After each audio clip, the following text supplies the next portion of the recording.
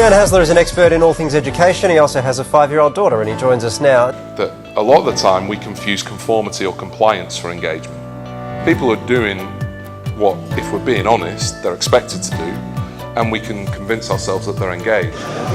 The one speaker that would probably have left an impression with me would be Dan Haesler about self-determination theory. I thought that was really interesting about how he connected that with our students of today, and definitely looking forward to more coming from him.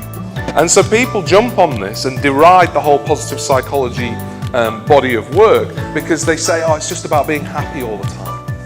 Just had a great talk by Dan Haesler, and it was fantastic, and a lot of insights that I see that we can actually apply in the Northern Territory through the education system, not only in the city areas but certainly in the remote areas as well. Because think about it, being happy all the time is in itself a mental condition. I feel as I look around that there are some people holding their kids back because they want to give them a competitive edge. Are there any disadvantages to holding your child back from school?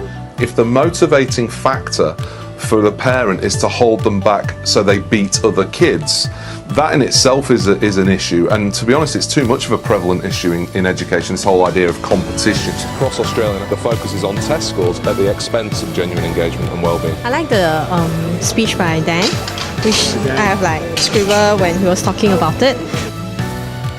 Why is it kids will fail over and over and over and over again on a game and keep coming back for more, whereas they'll actually only fail once, twice, maybe 3 times at most in maths and give up? Because that's the secret to, success. Not having positive thoughts. Yeah, that's helpful, but I'll tell you something that's a lot more helpful, doing some work.